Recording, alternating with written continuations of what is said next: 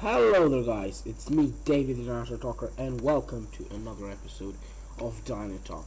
The series where we discuss about some topics popular both among dinosaur enthusiasts and paleontologists. And in this episode we will be discussing about a relatively newly discovered genus of a theropod dinosaur known under the name of Gualicho. Gualicho, originally referred to as Nototyrannus, was found in Huinco Formation. It was discovered by Akiko Shinyae in 2007 and described by Sebastian Apostiguia and colleagues in 2016. It is dated to be about 94 to 90 million years old. That would place it in the late Cenomian to early Turonian age of the Upper Cretaceous period, what would indicate it coexisted with some of the largest terrestrial predators ever, such as famous Giganotosaurus carolini and Maposaurus rosae. Type species, and currently the only one described, is Gualicho shinyae.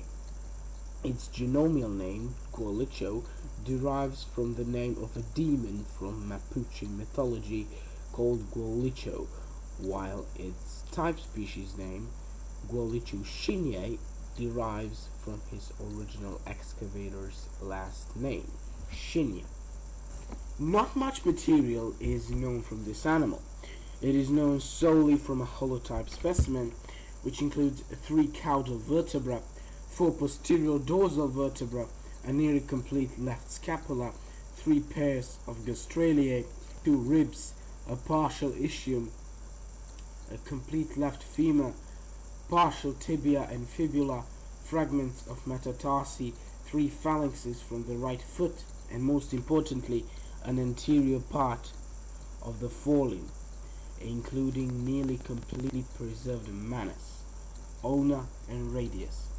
Based on that, we know for sure that Gualicho shinyae possessed reduced front limbs compared to those seen in closely related taxa. They were only 60 centimeters or 2 feet long. Its first and second metacarpal were fused proximally, and metacarpal 3 most likely had no phalanx, meaning that the animal had a didactyl manus, while the first metacarpal is the most robust. First and second digits undisputedly possessed nails. The animal was also characterized by just 2 manual digits, what resulted in it being often compared to Tyrannosauridae, most notably Tyrannosaurus rex. The Guardian even published a text describing Gualicho as a distant relative of T. rex. However, this one peculiar synapomorphy with Tyrannosauridae does not indicate that Gualicho was a member of it. Gualicho shares most of its morphological traits with Allosauridae.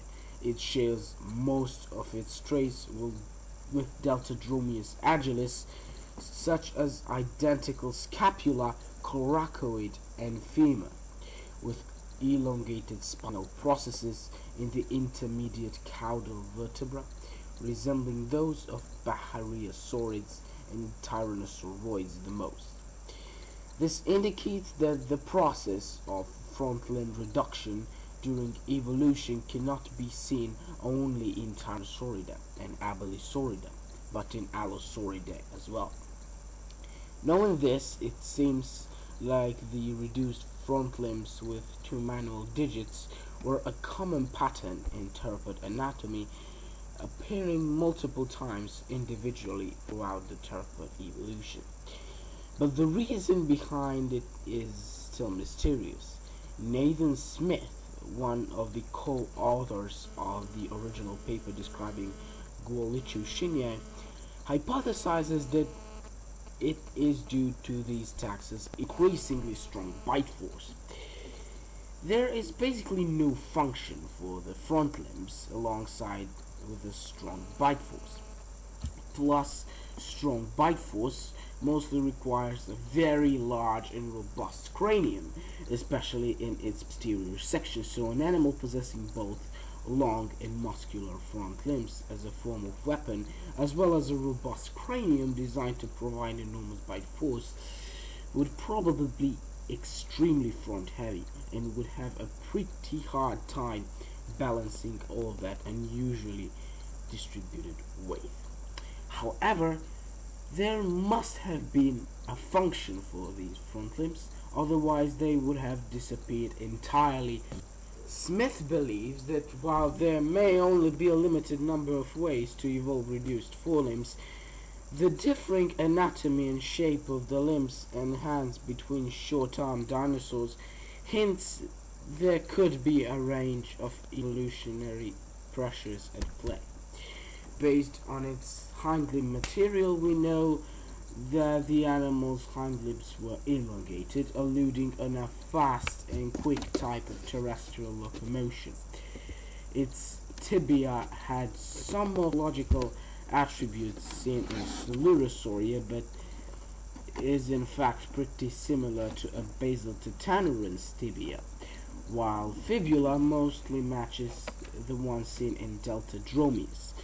Based on comparison with closely related taxa, it is estimated that Gualicho measured somewhere between 6 and 7.6 meters in axial length and half a ton in weight.